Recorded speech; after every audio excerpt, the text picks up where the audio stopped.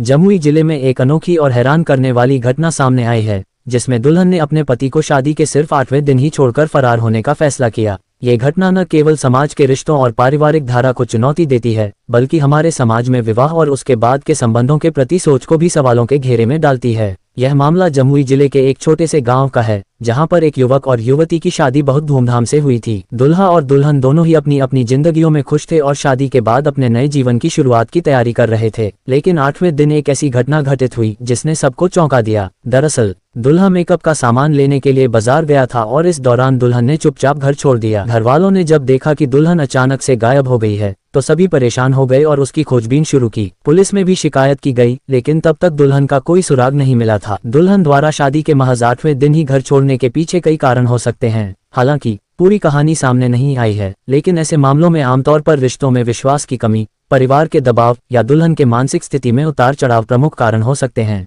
कुछ रिपोर्ट्स के मुताबिक दुल्हन को शादी के बाद यह महसूस हुआ कि वह इस रिश्ते में खुश नहीं है और उसकी उम्मीदें पूरी नहीं हो रही हैं। दुल्हन का शादी के 8वें दिन अपने पति को छोड़कर फरार होना एक गंभीर और विचारणीय मामला है। इस घटना ने ये सवाल उठाया है कि क्या समाज में विवाह को लेकर हमारा दृष्टिकोण सही है? क्या हम विवाह के बाद के रिश्तों में केवल पारिवारिक दबाव को ही महत्व देते हैं, या फिर हमें दूल्हा दुल्हन की व्यक्तिगत इच्छाओं और खुशियों का भी सम्मान करना चाहिए? ऐसे में हमारे समाज में विवाह को एक स्थायी बंधन माना जाता है, लेकिन अगर इसमें खुशी और समझदारी की कमी हो तो ये रिश्ता लंबे समय तक टिक नहीं सकता। इस प्रकार की घटनाओं से यह स्पष्ट होता है कि रिश्तों में संवाद, समझ और सामंजस्य सबसे महत्वपूर्ण है। आज के लिए बस इतना ही। तब तक के लिए इजाजत दीजिए, मिलते हैं अगले खबर में।